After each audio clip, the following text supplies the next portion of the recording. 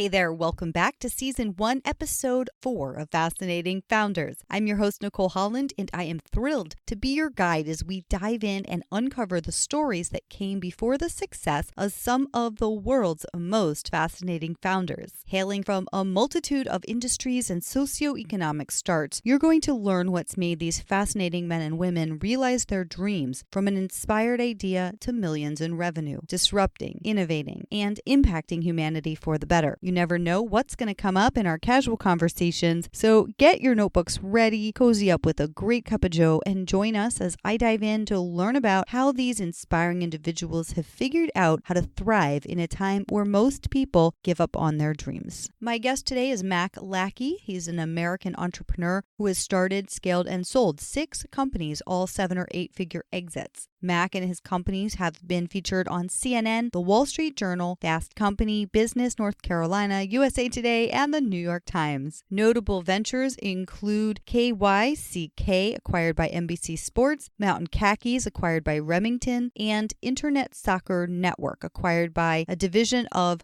Corp Sky. He additionally served as a member of the board of directors for publicly traded LendingTree for over 5 years and is currently an angel investor in over 50 companies. Mac was a collegiate All-American and played professional soccer before starting his first internet company in 1995. Enjoy this interview with Mac Lackey.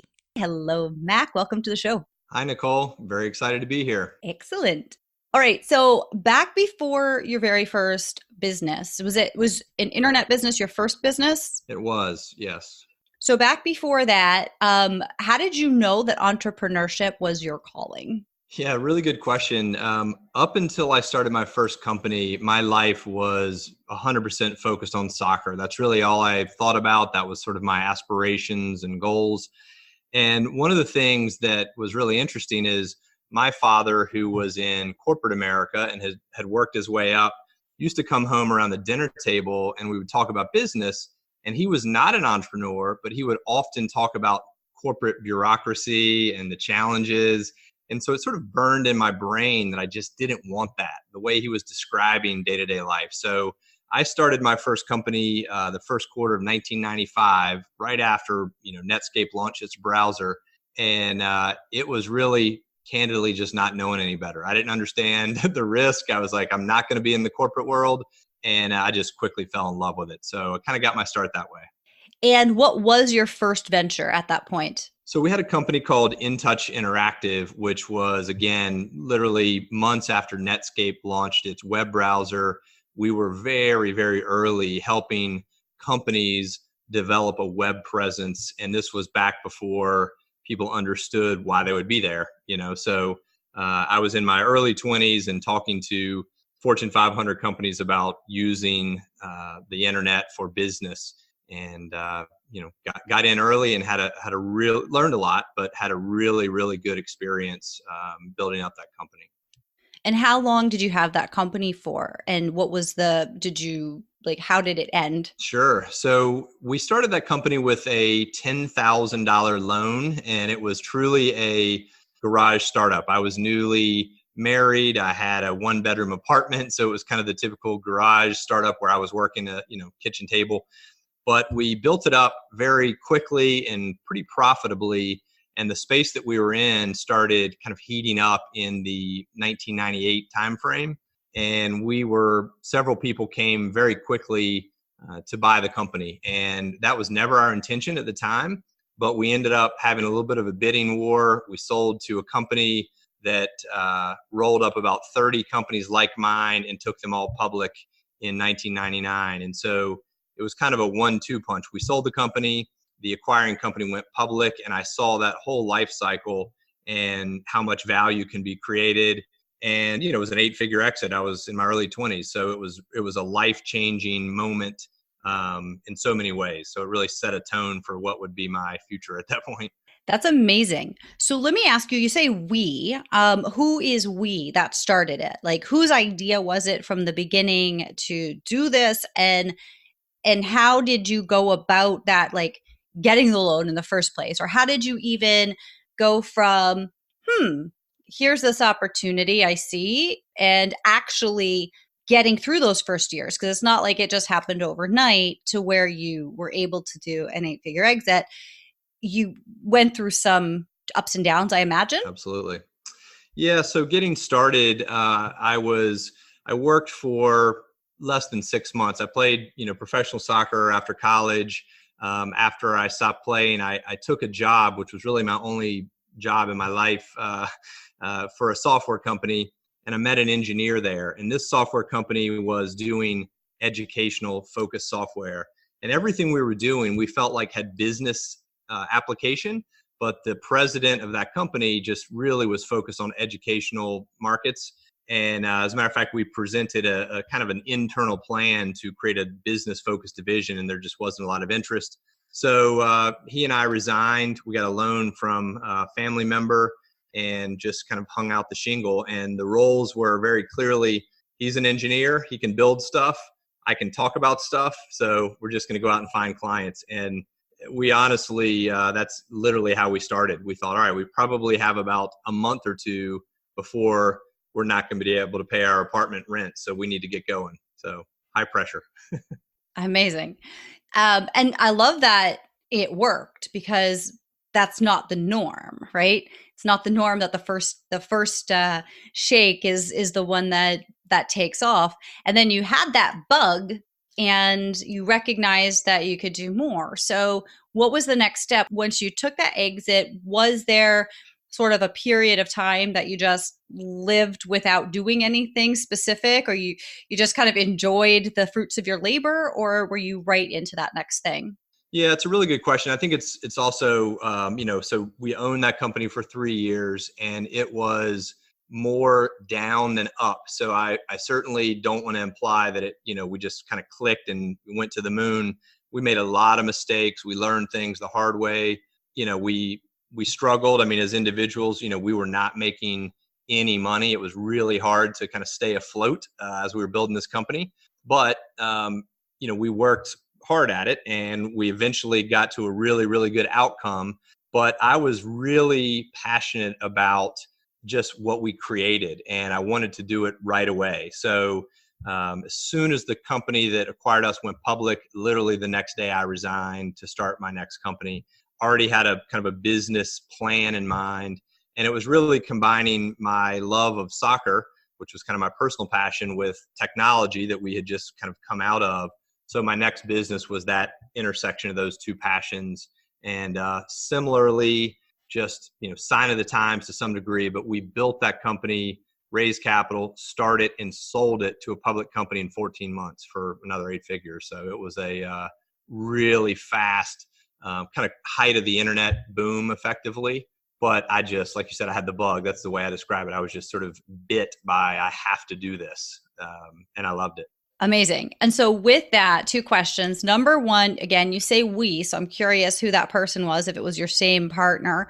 And number 2, at this point now, you had that successful exit that you hadn't planned for on the first go. Was that a factor in building this for that 14-month sale? Like, you knew you could replicate that? Yeah,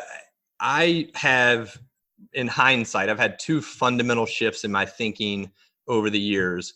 That was the first one, which is when I saw the light bulb go off that, wow, you create something valuable and people will pay you a premium for it. That was part of my design going forward. And so almost every business I built thereon had at least a focus towards optimizing it for exit. Whether I ever sold it or not, I wanted it to be sellable, and ideally in a way that made it, a premium kind of exit. So very much so when we started that company, one of the pages on our presentation deck was, the exit and who we thought we may sell to.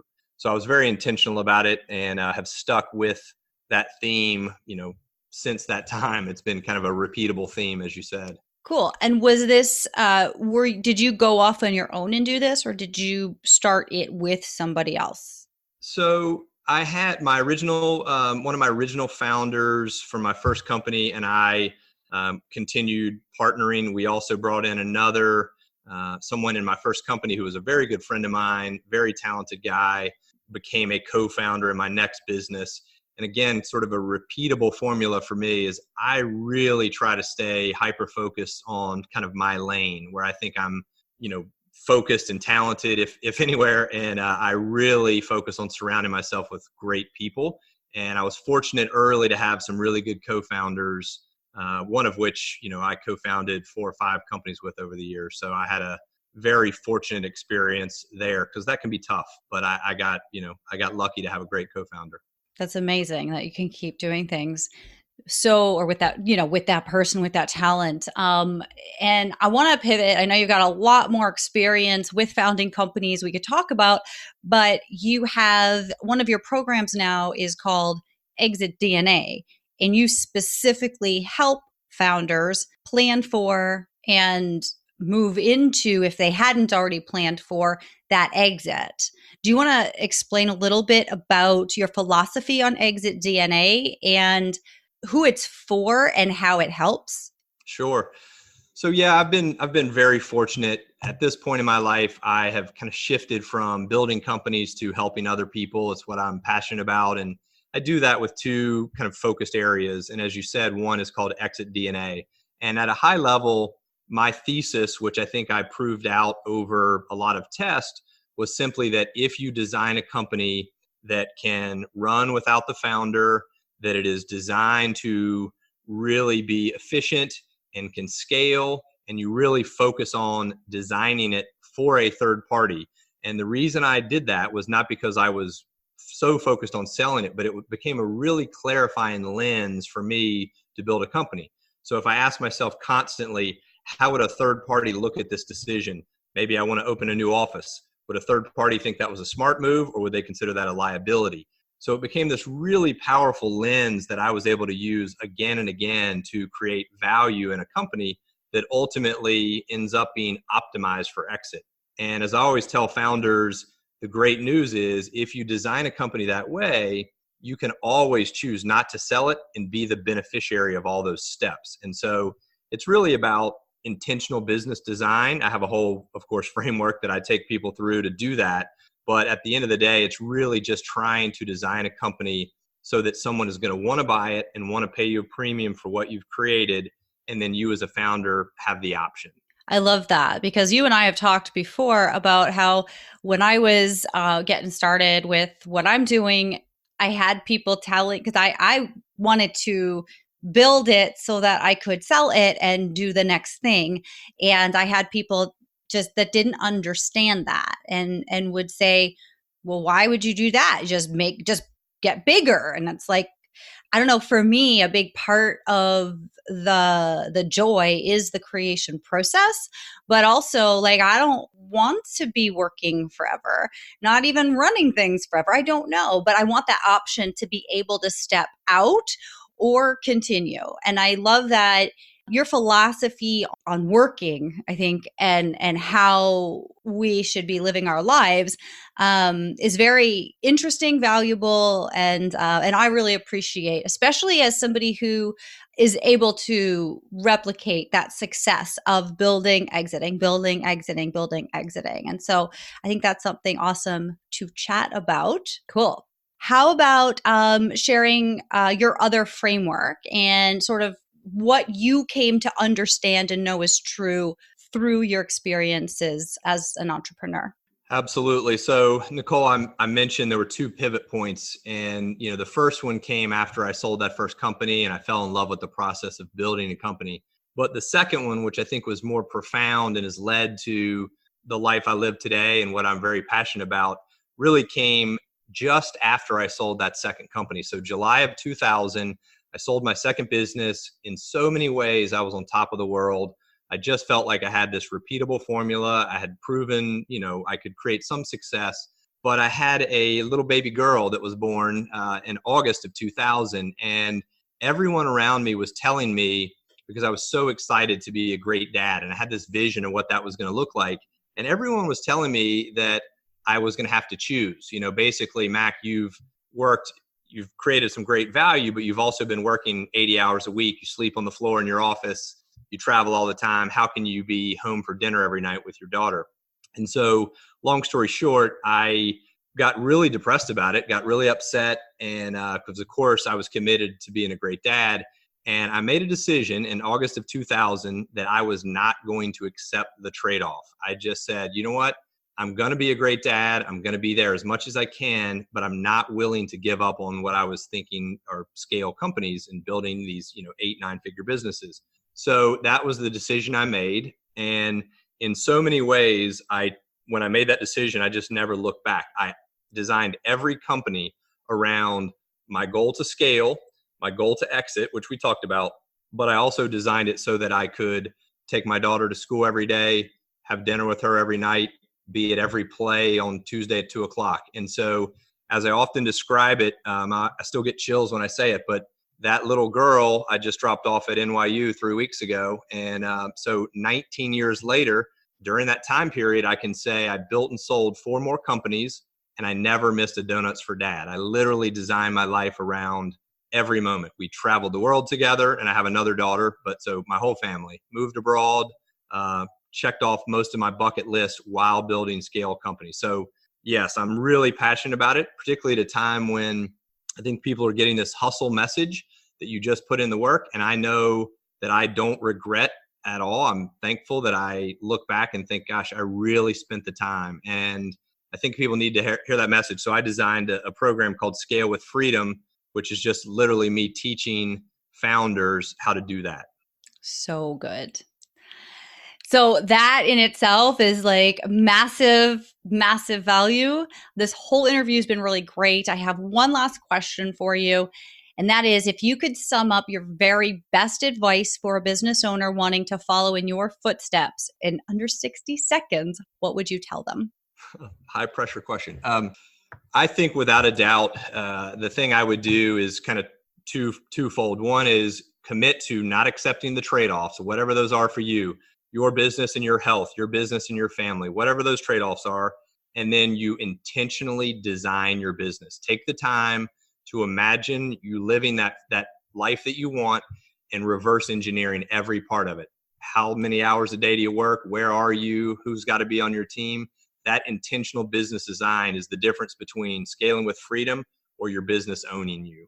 30 seconds. I love it. Awesome. Well, thank you so much for sharing your wisdom and experience with us today. Before I let you go, let's make sure everyone knows how to reach you. So feel free to share any last words of wisdom that you'd like as well, and where my listeners can go to connect. Thank you for having me, Nicole. If you want to follow up with me, you can find me. My website is maclackey.com, and that's MACLACKEY.com. And I'm at Mac Lackey across all the socials. And I'm really focused on helping at this point. So if you're a 7-figure entrepreneur trying to get to 8, or you're 8 trying to get to 9, and these messages resonate with you, definitely check out my site. I'd love to help you. Thanks again to Mac for being my guest on today's show and for sharing his founder's journey with us. We'll have links for you to connect directly with Mac, resources discussed, plus the full transcript of this episode and more at fascinatingfounders.com. Remember that successful people surround themselves with successful people. Until next time, this is Nicole Holland signing off.